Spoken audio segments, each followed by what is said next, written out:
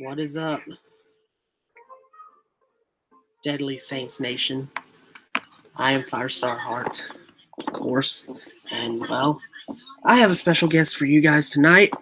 We cannot do live reactions, but we are here for the review of WWE Elimination Chamber. We summoned Big Mike Muncy. And of course, ladies and gentlemen, you know how we do this by now. We're gonna be a little bit quick. It's not because I hate you or anything like that. No, it's because Big Mike's gotta be heading home soon. So we want to hit the points as quick and while we can. And hopefully you guys catch it in the post-production. Remember to get the video to 5 or 10 likes. Remember, 5 to 10 likes. That is our goal for each podcast right now. And if we start seeing those big numbers head up, you best believe we want that bumped up to 20. So you keep an eye out on that. Keep an eye out on that good fella.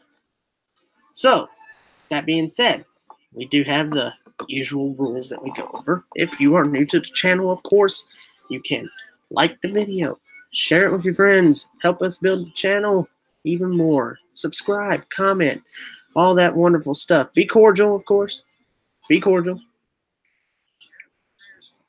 And don't forget, you can support our channel by either heading out to PayPal or Patreon, teespring.com/store/Firestar-Hart for your official Firestar Hart merchandise, and soon to be coming podcast merch and all that good stuff. You can support the stream on Streamlabs if you feel like that's the most comfortable outlet for you. We have a lot of different ways you can support. It's just whatever's more comfortable to you. We are a small channel after all. Whatever you guys can do for us helps. And of course, if you want to follow us, you can follow me on Twitter at Firestar Hart. You can follow everybody else that's down below. Catch Big Mike Muncy when he's on Facebook. Michael Muncy. I don't know if he's on Twitter. I am on Twitter at the Real Vile Maniac. There you go. Real Vile Maniac on Twitter. So give him a follow if you want to follow that guy. He comes over every now and then, watches pay-per-views with us. Maybe he'll be here for WrestleMania. Who knows? WrestleMania is probably going to be a big podcast for us. We'll see how that works out. Don't forget to follow me on Twitch as well, twitch.tv/FirestarHart, for all of your live gameplay footage that will eventually find its way over to YouTube, I'm sure. Stay on the lookout for videos to come and all that good stuff. But with that being said, hello to everybody in the chat that's joining in. Love you all. Not because I hate you if I don't mention anything. Hey, it's Connor Isakoff. What is up, buddy? I will give you a shout out. And Johnny Gatton, Harris Hero, of course. Our regulars are in. Our regulars and our mods and stuff like that. They're in the house tonight. So that is awesome. Glad to see you guys there. But we do got to get on the ball with this so Mike can get on home soon. We're running very, very, very big. So I have right here in the notes, obviously. The Elimination Chamber from 2019. Of course, the kickoff show saw Buddy Murphy retain his Cruiserweight Championship over Akira Tozawa in a great match. Well, it was a pretty good match. I mean, there was a few tweets that broke out said thank you. So, I mean, that match was pretty good to me. Mike wasn't here to catch that. He went out to go get pizza for the event. But I saw it, and for what I saw, I liked it pretty much. I gave it a B. Overall, the show, we gave the show a B- because there were some duds in there, but there were some hit and misses. But I think overall, the good stuff overshadowed the bad. And there was plenty of moments that happened in the marquee matches. I think that, in my honest opinion, I think it kind of drowned out the bad. So, hopefully. What's up, Grizz? How's it going, Grizz? I believe, that did pretty good overall. So, B-. You can call it a B, B+. Hell, if you thought the show was an A. I mean, your opinion does not have to be the same as mine. neither I nor any other podcaster on this platform are speaking gospel. We are voicing our opinions and what we personally feel like, place can do to either get better, tone it down, do whatever. Do whatever they need to do. That's what we're here for, to voice our opinions on this platform. Mark Henry made a special guest appearance. Dude's looking slim now. He's looking to be in great shape. I guess he's had a lot of time to, keep a better track on his health. Like your boys over here, he's working on doing. Maybe my neck can get a little bit skinnier, we'll notice a little something. I do not look like what I'm weighed. So you best believe your boy's going to be doing something about that, especially with summer on the horizon, trying to slim down for the pool and stuff, which I probably won't even go to a pool. I'll probably just end up sweating because I'll be mowing the lawn all summer. Rob Halford, buddy, mowing the lawn. For those of you who follow me on Facebook, you get that joke. On my personal page, that is. We then jump off from the women's tag team titles. Another note on Mark Henry. By the way, when we say he's looking thin again, he's looking like his Olympic days. Like dude's gotten back to that weight. We then kick off the Elimination Chamber pay-per-view with the women's tag team title chamber. First ever women's tag team champions for WWE.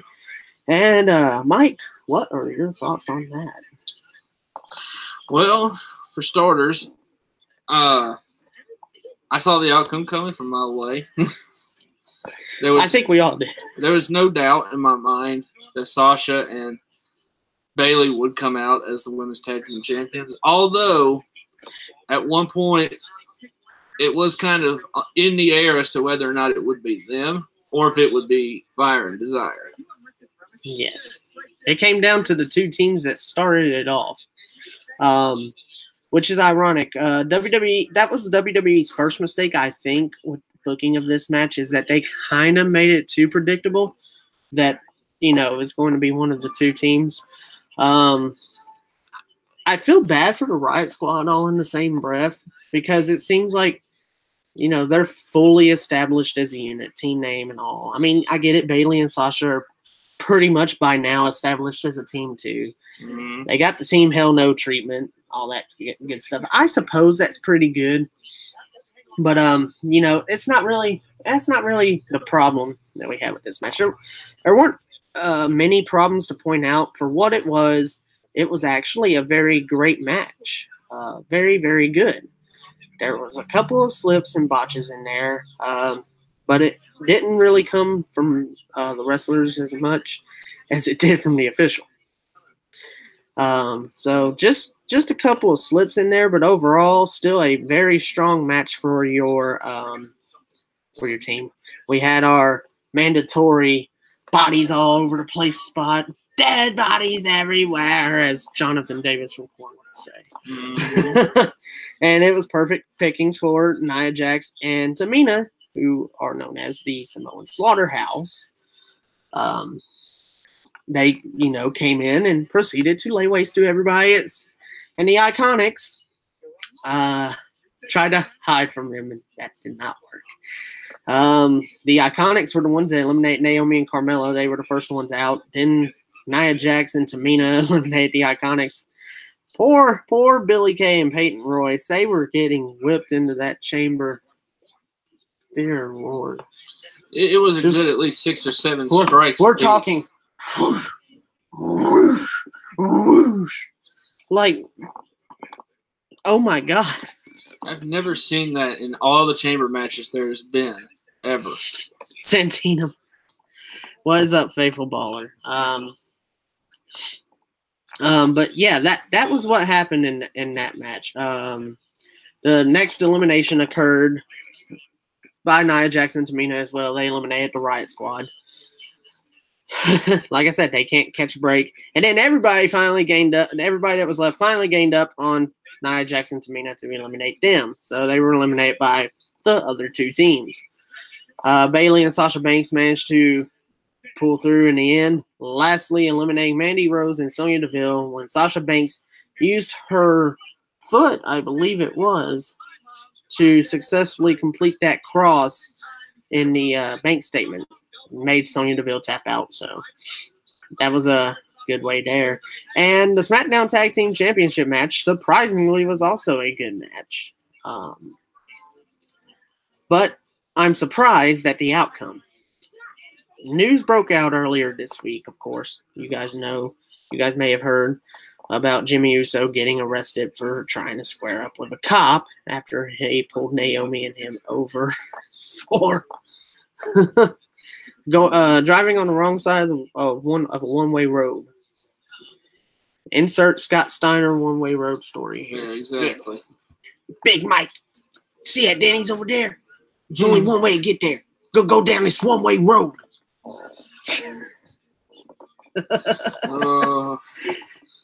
Somewhere I think Jimmy Uso might have been listening to a little Scott Steiner, because I think he tried to take that cop to the Uso penitentiary, and, well, he got sent to the cop penitentiary. But somehow, some way, the Usos actually won tonight. They are the new SmackDown Tag Team Champions. Of course, we had the mandatory Shane spots. We had the coast to coast. Shane tried another coast to coast, jumped right into a super kick. Ouch. And then Jey Uso goes through the announce table per Shane McMahon flying elbow. And then The Miz, actually, I think he leveled Skull Crushing Finale on Jimmy. Went for the pin in a very almost a, I guess you could pit it on him being, kind of, worn down just a little bit, just kind of relaxing into the cover. 1, 2. Jimmy Uso, puts him back with the into a crucifix pin and surprisingly wins. So I guess there was no punishment for Jimmy. But I'll tell you what, Carmella and Naomi sure kind of seemed like a punishment to me. Mm-hmm. Speaking of Carmella, being we reverted back to that, there's been something that has surfaced over the last day or so about Corey Graves and Carmella apparently having an affair. Whether or not that is true, who's to say for sure? But we do know for a fact that, yes, Corey's wife put him out for it. She called him out for it, and Corey, I think, has since denied those accusations, but he also told her, hey, take this down or you could get sued. So who knows exactly what that looks like, but I will tell you one thing that does look like a damn well messy situation, and one that I'd just rather not get involved in. I have enough watching freaking Grimm's Toy Show and his wife get in on whatever the hell they're smoking. But Jesus Christ. People need to be under RVD's tutelage, man. Rob Van Dam needs to come to these bitches in the art of calm, calamity, and 420. And that's my opinion on that. We then go to the Intercontinental Championship handicap match. Bobby Lashley, or as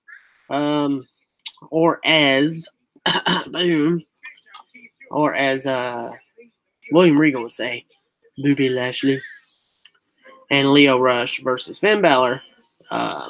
Finn Balor defeats Lio Rush, and because boom, the Intercontinental title was on the line in yet another handicap match, aren't we sensing a weird pattern with this? It's probably going to be a dead pattern now. Lio Rush eats the pin. Finn Balor is your new Intercontinental Champion without utilizing the Demon, mind you. And then Bobby Lashley turns on Lio Rush. At first he just kind of roughs him up a bit, kind of pushes him, and then he, walks away and just like he's not gonna do it. And he's like, come on, man, come on, helps him up, all that good stuff, and then lifts him up and gives him a mean spine buster, like one of those Goldberg looking spine busters almost, except when Goldberg does it, it kind of looks like he's just grabbing your leg and choke slamming you. But I remember that whole. Yeah. I remember when that used to be on the video games too. Bring that move back. Still in the video games if you know where to find it. Right. So yeah, that B minus for me. But I mean, think about it.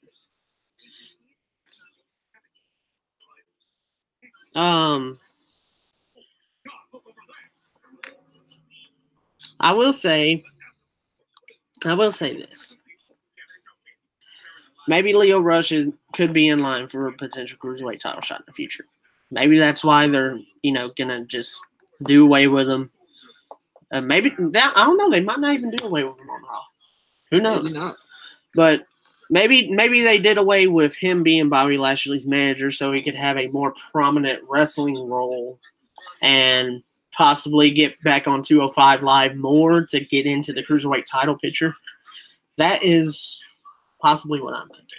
Maybe Lio Rush is getting primed for the cruiserweight title. We didn't go to the Raw Women's Championship match after that. The match itself was a dud. It was the aftermath that really did it for everybody. So I don't have a match grade. Instead, I have an aftermath grade, which is an A+. Now, the match, like I said, was a dud. Dead missed. Hey, what is up? What is up, Joe? The match itself was a dud. Like I said, nothing really happened. Ronda Rousey went Sonya Blade on Ruby Riott and tapped her out in like 2.5 minutes. But then Becky Lynch came out. This is the aftermath that got the grade. Looked like she was wearing some type of Kill Bill or Scorpion gear. I don't know. I guess you could call it the same. Ronda Rousey was dressed up as Sonya, so that's another plus for me because I'm a Mortal Kombat fan. So, yeah, I'm going to say it was Scorpion gear. Becky Lynch then proceeded to whoop both Charlotte and Ronda Rousey with the crutch. And, it was a relentless onslaught. How do you feel about that one, Big Mike? At one point, I really thought Ronda was going to get a few licks in with the crutch. And then Becky, just from the outfield, nah, never mind. I was kind of hoping she let Ronda get some shots in because I would have loved just seeing Charlotte get her ass beat from two people with a crutch. And then, after Charlotte kind of rolls out in pain, Becky then all of a sudden just blasts Ronda. But, hey, it is what it is. Ronda took one for the team, apparently, because you made an observation on that, Mike. Yeah, I'm pretty sure in this case that depending on how Raw goes tomorrow, that triple threat match between the three of them is going to take place come hell or high water. If Vince McMahon wanted his female version of Stone Cold Steve Austin, he sure as hell got it tonight. He sure as hell did. I agree. I agree full term on that. So yeah, the aftermath gets an A+ for me. Baron Corbin versus Braun Strowman in a no disqualification match. This was the only match for me that wasn't. I didn't really grade it based on the match because the match kind of sort of breezed by me. Next thing I really knew, all I know was Drew McIntyre was coming up, and all of a sudden, here's Bobby Lashley, and Braun Strowman's destroyed. And I'm just like, okay, somewhere between the point of me live tweeting throughout the show, playing the Supernatural trivia, and doing the other task that was going with keeping track of the show, somewhere in between that all lost me. And next thing I knew, Braun Strowman was laying on the ground. I'm like, well, what the fuck just happened to him? All I knew was that Drew had a chair when he come out, and I never even seen Bobby come out. So, assuming here, basically Strowman was laid out by Drew, Corbin, and Lashley. The beatdown gets a grade from me. The match so much really doesn't. If I were to give it something, I would give it a C. It was just down the middle. The attack, on the other hand, was great. The attack was great because Braun Strowman looked completely and utterly destroyed. And of course, I'm going to pop for a shield bomb. But that's just me. You may not like the circumstances, and no, damn it, I don't either. I would love for Braun to actually look like a legitimate championship threat again, but either way, that call out, that actually, I gave the beatdown an A.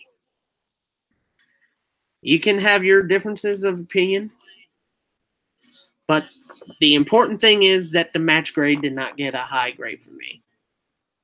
But considering the beatdown took me by surprise of how I was keeping track with documenting things, well, there you go. So before that, before the main event, we're already at the main event. This event was actually pretty quick. They called this 30 minutes early. I would be still prepping this podcast right now if they had actually gone to 11. But no, they only went till 10:30. They did not have a show to stretch to 11. And you know, that might be a good thing.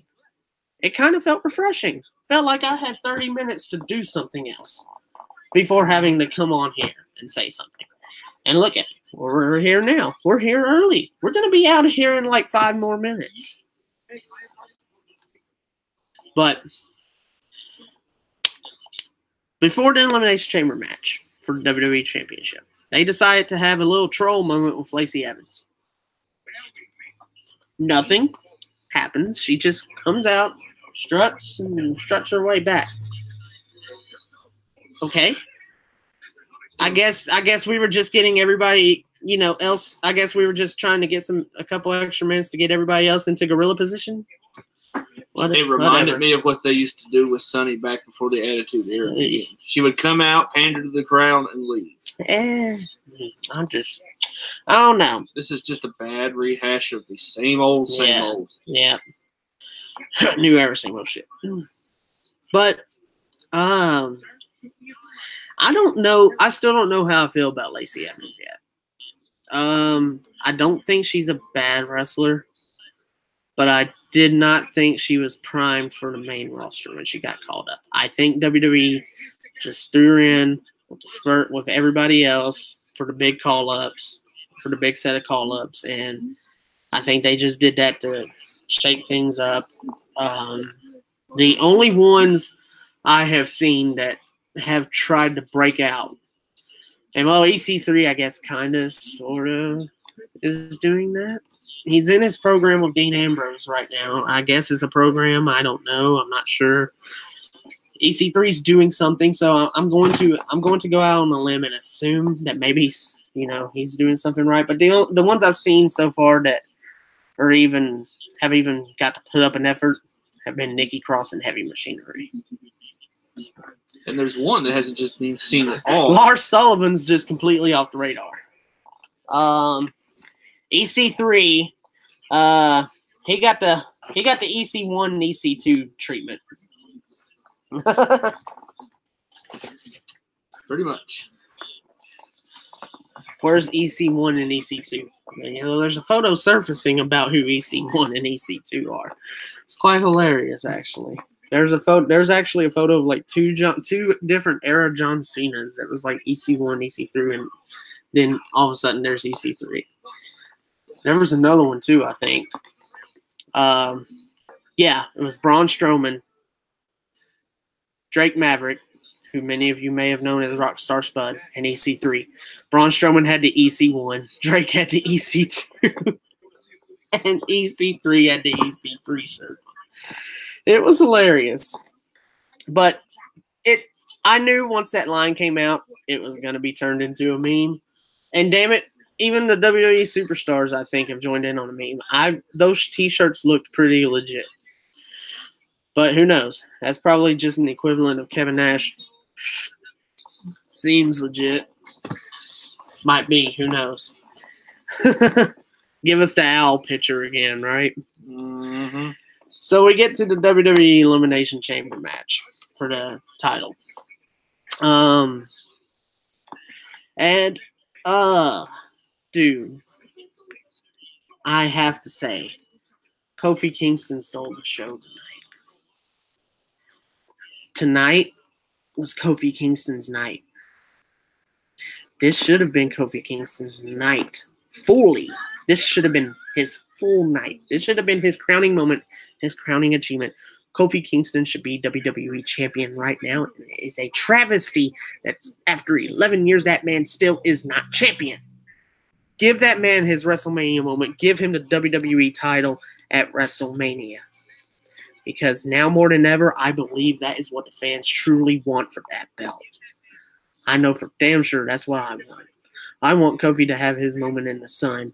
After these two performances this past week, how could you not want Kofi to be your top guy?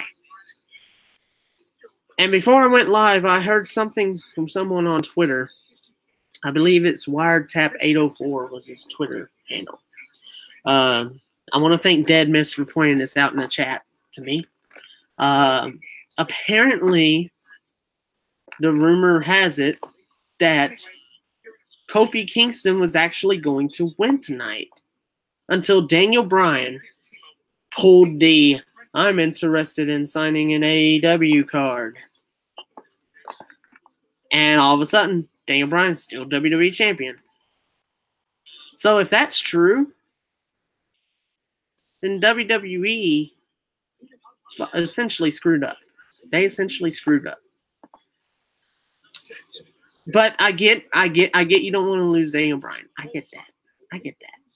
But you also don't need to panic. Do you really think Daniel Bryan's going to leave just because he loses the title to Kofi Kingston? This dude's had a pretty decent few months with it. How he's held it since November. So you're looking at from the end of November to December. He's held the title for about 3 months. And he's actually been able to defend the belt. So that alone is better than his other runs. The only good thing about the first time he won the WWE Championship, and we're not talking about the World Heavyweight title. No, we're talking about the WWE Championship. The good thing about that run was his WrestleMania 30 moment. After that, he was hurt after one title defense against Kane. Daniel Bryan has defended this championship multiple times during this run. As a heel, mind you, but he's defended it multiple times against Brock. He fought Brock Lesnar. He didn't defend it against him. He fought him.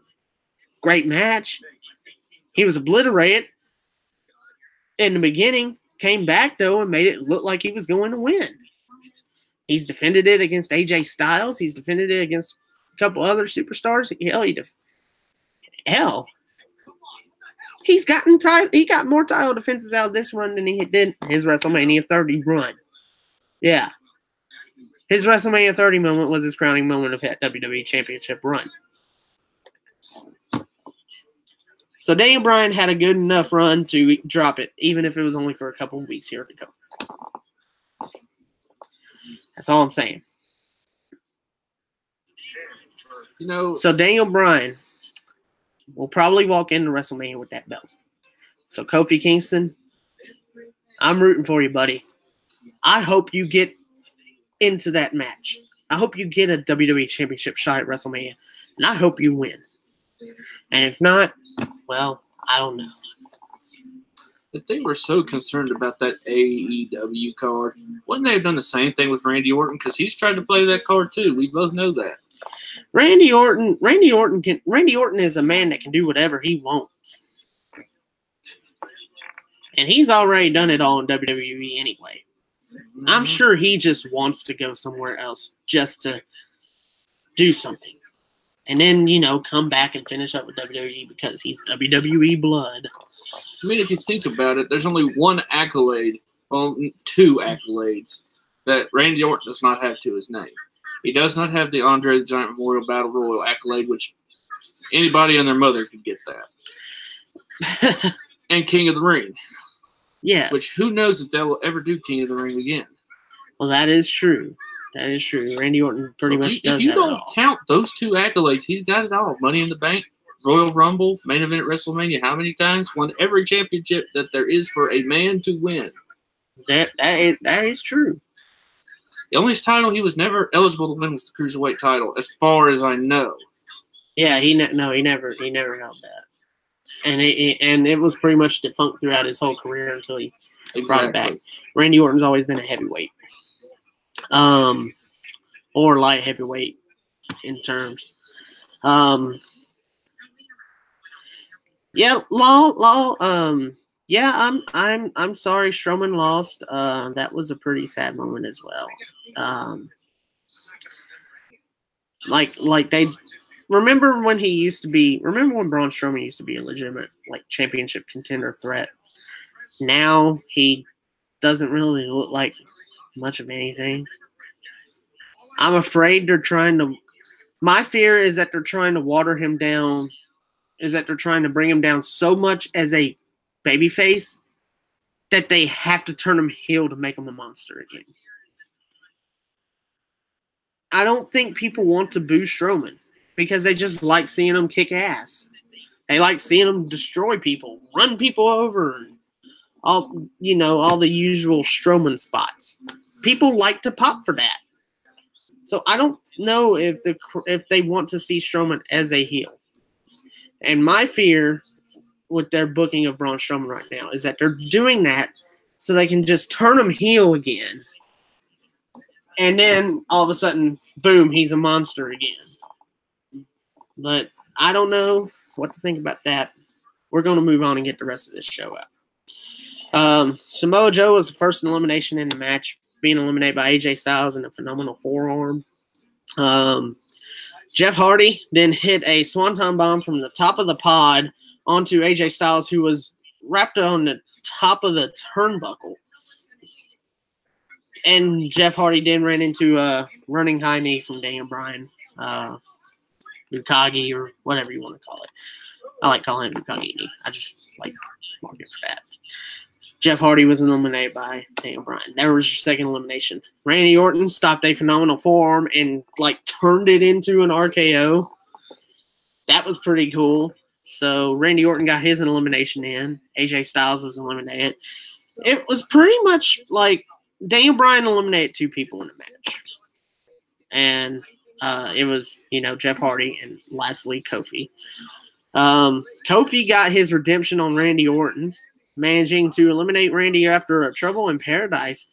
And was it just me, or did Randy bail out of that match pretty quickly? Yeah, he was gone within 5-6 seconds, and we never saw him. We didn't see him walk out.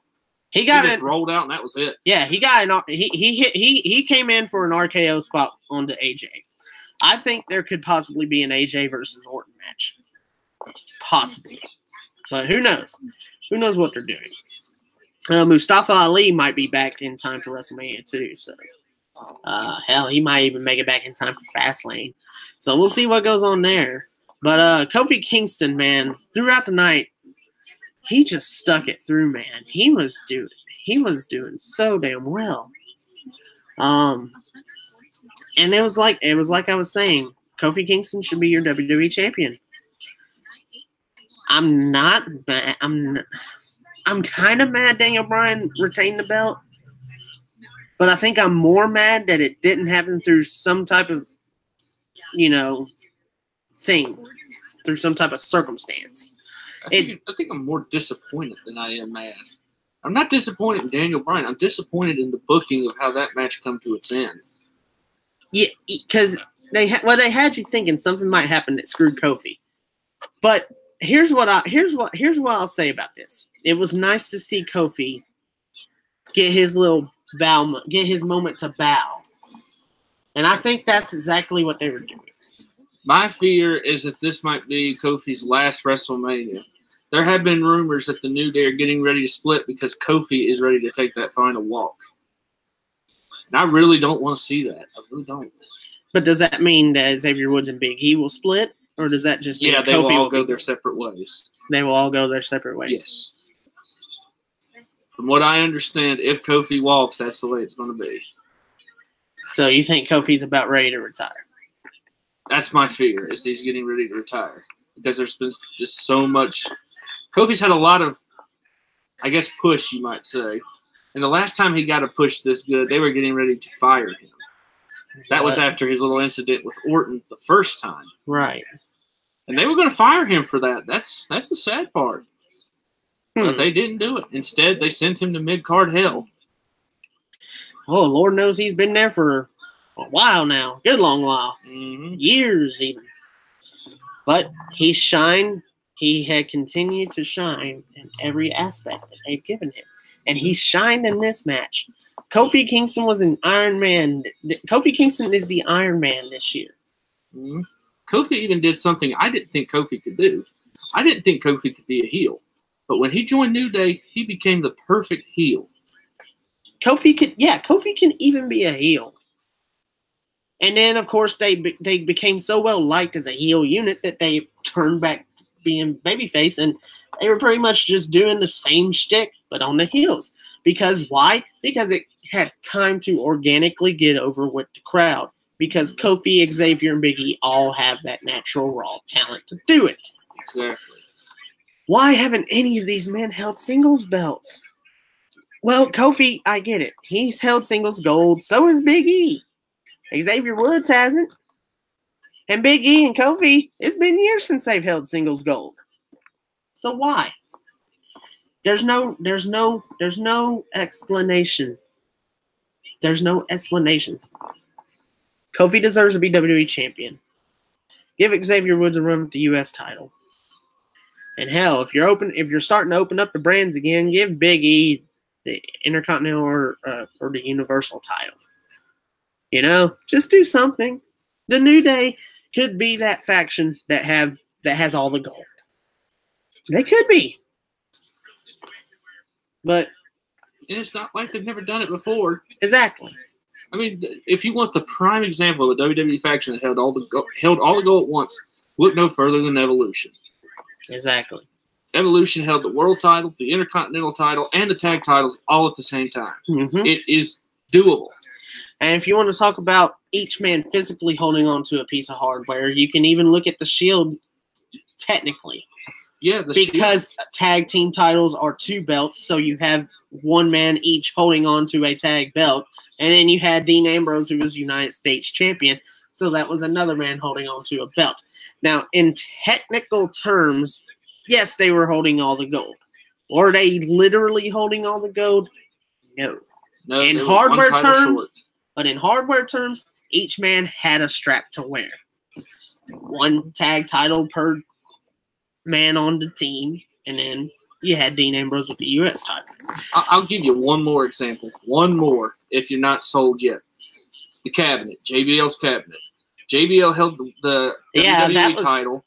Orlando held the United States title, and the Basham brothers held the tag belts. That was, admittedly, though, that was kind of underwhelming. It was, but even still, but JBL was the man that was doing good out of that unit. I mean, Orlando was doing good until Chris Benoit came along. We all know what happened to 25 seconds. That. Yep. That had to be the worst storyline I had ever seen for Orlando Jordan. Period. Then all of a sudden they were making a mockery of him by having him drink coffee. This coffee lasted longer than Orlando Jordan in the ring. What? Really? We don't even want to talk about what TNA did to him. We don't even want to talk about that. Apparently that had something to do with Orlando Jordan as well. He had an input in that. Yeah. I think. He had heavy regret for it, I'll tell you that. Yeah, he did express regret for that, didn't he? He did. But I think he's married now. Yes. With a kid. And staying as far away from pro wrestling as possible. Yeah, I don't blame him there. Don't either. So yeah, that match gets an A. That match got an A from us. Got an A plus, actually. We gave that an A plus. The WWE Championship Chamber match was awesome. It was amazing. Kofi Kingston shined. Daniel Bryan in the end, though, managed to get him. Kofi missed that crossbody off the chamber pod, and Bryan was able to catch him with the knee. Kofi gets his bow out moment with his buddies in the New Day. which before Mike had said anything about it, that's what made me think, is Kofi really getting ready to either he's at a crossroads or he could possibly be calling it a day sometime soon. And that's what worries me. I would love nothing more than to have Kofi be WWE champion before he leaves.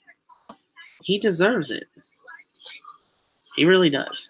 I'm pretty sure that all eyes will be more on SmackDown this week just because of the Kofi Kingston situation than they will be on Raw. Even though everybody wants to know what's going on with Becky Lynch, I think they want to know what's going on with Kofi more, for once. That is true. Becky Lynch probably, I don't know, she might be there. But I think for once the men might have actually gotten it in. So it's going to be interesting to see what happens this week. Of course, I'll be back at the end. I'll be back at the end of next week, probably, if I'm able to cover the events that have transpired throughout this coming week, because wrestling never takes a day off. It's exhausting, and unlike any other podcast, I may actually take a break every now and again from documenting wrestling just so I can watch it in peace and then focus on gameplay aspects. Because, yes, we love you guys. We love the podcast, but it's not the only thing I do. I do multiple things for the channels. So, like I said, the goal is not to do that, but that is why we do weekly wrap-up style podcast episodes. So I have more of an opportune time to take care of the game streaming for you gaming fans out there. If we have any topics to sprinkle in between, well then yeah, I get there too. But that's pretty much all we got for Elimination Chamber. If you guys have anything else to say, you can leave a comment down below, or any of that good stuff. We look forward to hearing from you guys. Thank you all for joining the chat. Really.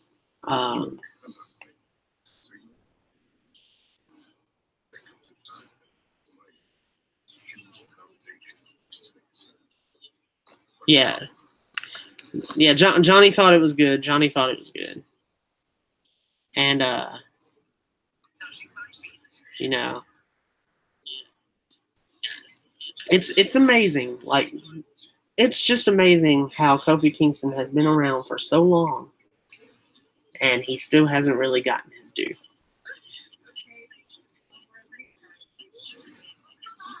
Man. Looking at the comment, I'm looking at the comment section right now, and what I see. Harris, I agree with you. Kofi Kingston for champ for sure. So yeah, you guys, we hope you enjoyed the episode. If you listen to the crowd reaction, they were actually, Daniel Bryan retaining that title actually stunned them to silence. They were actually brought to silence after that because they were completely on Kofi's side. So that, I guess in a sense, WWE actually kind of sort of did it right. Sort of. It was so wrong that it turned out right. Now, I'm going to beg for once. I'm going to beg for Daniel Bryan to not use that silence in his promo come Tuesday. Please don't take that cheap way out. Don't do it. Leave it alone. Do you think Daniel Bryan will still go to AEW after his time with WWE is done? It will all depend on the next contract that will come up before I think they call it the Superstar Shakeup. Well, here's the way I see it. Here's the way I see this, folks. AEW is probably going to be a company that's, if they don't succeed, they'll at least be around for a good couple of years. And if they do succeed, then, well, they're going to be around for a pretty damn good length of time. If not, they'll be the next legitimately long-standing company. Hell, Impact's still alive. And that thing's been rebranded like 3 times. Mm-hmm. And rechanneled about the same amount. It's been rechanneled about 69 times, but hey, somehow they're still on the air. And that's been, maybe 19 years now? Mm-hmm. Just about. 18, something like that. ROH has actually been around for 15 plus years. New Japan's been around for a long time. So there are alternatives to the WWE. And with the fact that they have even more exposure now more than ever, it's even more prominent. Because you have other leagues that I didn't even mention right there. Those are just like the big list. That's just like the big, like 5. WWE, AEW, and AEW hasn't even had its first show yet, and they're already on the big list. Impact, ROH, New Japan. Those are like your big 5 promotions. And NXT is within WWE, so don't go, Firestar, you left out NXT. No, I did not. So, looking at that, WWE cannot afford to be fearful. Well, I guess they could technically, but they shouldn't be. They should just want to improve for the sake of improving. Don't let anything scare you, because guess what? You're not going to be able to bend to the will of every tyrant that tries to pull that AEW card in your contract. You can't bend to the will of everybody. You can't have 5 men be WWE champion at the same time. You can't have 5 men be Universal champion. Hell, you can barely get Brock Lesnar to drop the damn thing, let alone have somebody hold it. There's another name who's expressed interest in going to AEW. Brock Lesnar goes to AEW. It's a one-off with Jericho, and Brock Lesnar done and back to the farm. I guarantee you. He goes to AEW, they will throw him out so fast. By the way, Brock Lesnar is our residential farmer on the podcast. Farmer in the Dell. Yeah, that stuff. Don't make me play it for you guys. I will. Oh, I will. I'll play that bit for you guys. I'll go as far as to take that bit from that video and upload it to my channel. No. Don't test me on Brock Lesnar. Or so help me God, I will mean the hell out of that farmer. I was fine with Lesnar's return, when he first came back. I was even fine bringing back It's no wonder Lesnar's barely around except every 2 months or so. He needs all that time. He needs all that time away to monitor the farm because probably nobody else does it. It's when he signed that contract that let him choose his dates and let him decide how long he holds titles. Mm-hmm. Is when things went to shit. Yep. Vince McMahon bends over backwards for that farmer. And we have had so many repetitive matches, it is not even joke-worthy. Brock's a farmer. Exactly. How many times did we see Brock versus Reigns? How many times did we see Brock just go out, hit a few suplexes? How many times was it that we just begged WWE to pull the trigger on Roman Reigns beating Brock Lesnar already? Yeah. If they're going to do it, just do it. We get the WrestleMania clash between them that happened a couple years later. We get that it was ruined because Seth Rollins came in. Okay, now we're going to get the definite settle here. And then they didn't do it. Mm-hmm. So we built to another match. And then another match. And it was finally at SummerSlam that Roman finally got the break. But by then, people were just happy to see the title off of Lesnar. Mm-hmm. They didn't care who it was. They didn't care who it was. But it was getting to the point where the fans slowly started buttering up to Roman. I am lying. There is one person. I will say WWE hardballed the hell out of it long enough that, yes, fans finally got to chant Roman. But guess what? By the end of it all, it was actually too late because another couple months later, we would find out that Roman had leukemia. And here we go again. It had come back to the point where Roman had to go away for a while.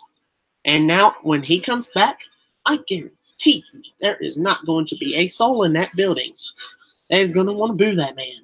Nope. Why? Because he just overcame freaking cancer. Mm-hmm. Roman Reigns is finally going to be the biggest babyface like WWE wanted. When Brock ended Undertaker's streak a few years back, you wouldn't have found a more mad guy than me because I didn't think Brock deserved it. I still don't think Brock deserved it. That said, I understand why Brock had to do what Brock had to do. Taker was concussed. He come out and told everybody that's the reason. He told Brock just to pin him right then and there. He knew he was concussed. So Taker told Brock just pin him. Yes. It finally come to light.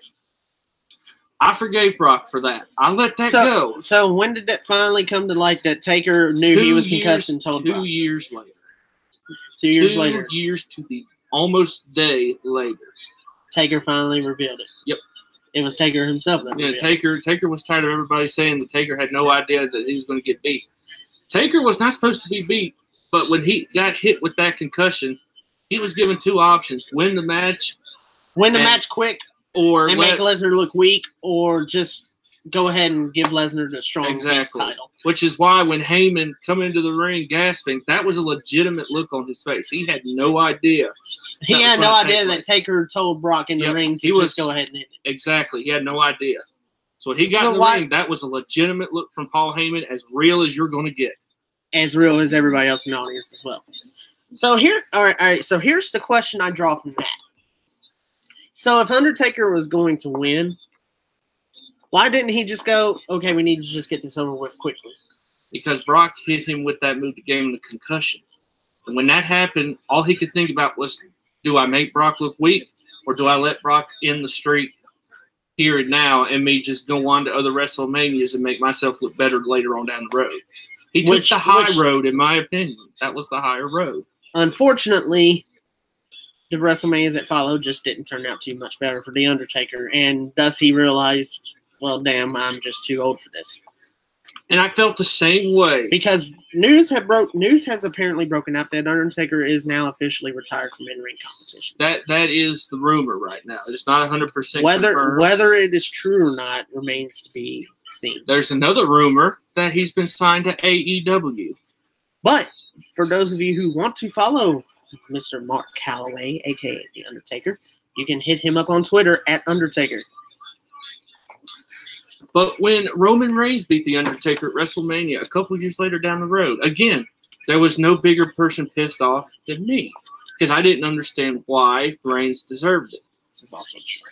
However, a few months down the road, when I realized this is the man that's going to take the title off of Lesnar, somehow, some way, they needed a way for Reigns to look as good as he could. And there's only one way you could possibly do that, besides having him beat the holy hell out of Cena. Supercharged spear. And that would be to beat The Undertaker. So Undertaker agreed? Undertaker actually agreed to take that fall because Undertaker wanted to see Lesnar fail. He understood that Lesnar had to look good for his match, but Taker got fed up with the whole contract situation just like everybody else. So when Reigns said, hey, I'm going to be the man that takes the title off of Lesnar a couple years down the road, or a couple months down the road, but I need a big win, Taker stepped up to the plate. He took that Mania loss like a man. And he said, supercharged spear. Yep. He took it like a man. And thus the supercharged spear was born. And he told Reigns he told Reigns that night, that come Raw that next day, he better be ready to be booed out of the building because ain't nobody going to understand. And what happened? Nobody understood. He was booed out of the state. Undertaker was right. Exactly. And Roman said the perfect sentence. But a few months down the road, we all understood why. And thus, we came back to Roman. Plus, it helped that they brought back the Shield. That helped his case so much. Yes, it did. And now, even with all this, and then Roman is finally going to come full circle when he returns. But Lesnar, I believe, has done his damage to that Universal title to the point where whoever gets that title next is going to have to do a hell of a lot. Yep, they're not going to keep the title long. Lesnar, they're not going to pull another Lesnar situation, but they're going to have to take that title and make it credible again. I don't think it's going to be a matter of holding on to it for a long time. It needs to be a matter of it being seen again. It needs to be a matter of it needs Seth Rollins can hold on to it and beat Brock Lesnar's run for all I care. It needs to be defended on a monthly basis like it's supposed to be, not every 3 to 6 months depending on how certain somebody feels. Hell, you might even want to defend it every couple of weeks, but where am I at? At this point, you might want to do a Universal Championship Open Challenge. Yeah, I would go as far as to say that could work out for a couple of weeks, just to build the title back up to what it needs to be. They did the same thing with the U.S. title, and look what happened. Do it for about a month or two. Get those defenses back up, because that gets you your weekly challenge, your monthly. It builds up some credibility because, hey, look, now the Universal Championship's been defended like 10, 12 fucking times already, and it's only been back on TV for 2 months. All right, yeah, it should get good again. Then we can start going over, okay, this guy can win it. This guy can win it. Not you, Brock. Not you. If Brock wanted to do anything, not you, Brock. Brock Lesnar has one achievement that he can go for because he's done everything else. He's even been King of the Ring. There is one achievement that Brock Lesnar has not accomplished. Grand Slam? No, he's done that. No, he hasn't done that. He's never been the United States champion. You're right. Or the Intercontinental champion. Hell, he ain't even been a tag team champion. Nope. If he really wanted to get the world's title accolades out, there's one thing he needs to do. Money in the Bank. As much as we don't want to see Lesnar win Money in the Bank, he could win Money in the Bank and then fail his cash-in. We've seen the failed cash-in. Lesnar would want to have to show up for Money in the Bank first. Yeah, they'd be paying him a whole lot of money just to climb a ladder. That's what that's going to be. Hey, boy, I reckon I can put down the log long enough to climb that there ladder. So if he wants to go out with all the world title accolades that he can, Money in the Bank is your last cue there, buddy. Because if you don't want none of those mid-card belts, you got one option. And Lesnar's already a Royal Rumble winner, too. Yep. We don't need to revisit that. Oh, God, no. 2002 Royal Rumble, if I'm not too fondly mistaken. 2003. 2003? See, I'm behind a year. I thought that was Benoit's year, but that shows you what 2002 was Triple H. You are right. Because he eliminated Kurt Angle, I think. Because that was Triple H's grand return, and then a few months later he was a heel again. Go figure. Yep. Well, folks, that's gonna do it for us on this episode of the podcast. Mike's got to get back to his house, but I'm sure he'll be back within the next couple months or so, especially with WrestleMania on the horizon. I'm sure he'll try to hamstring his way over here. But before that, there is one more pay-per-view, Roadblock. Fastlane. Did they change it back to Fastlane? I think it's Fastlane. Oh, Fastlane. Excuse me. There may be, Roadblock may be after Fastlane. That could be NXT. Who knows? But in any event, Fastlane is the last stop, and with any luck, that'll be the next time you see me. We'll see. We'll see, folks. But until next time, I am Firestar Hart. That's been Big Mike, or the Deadly Saints podcast. Well, we are the Deadly Saints. And this has been the podcast that the Deadly Saints run, because this is the Deadly Saints podcast. We will see you guys next time. Until then, goodbye. And of course, you know how Kenny Omega does it. Good night. Bang.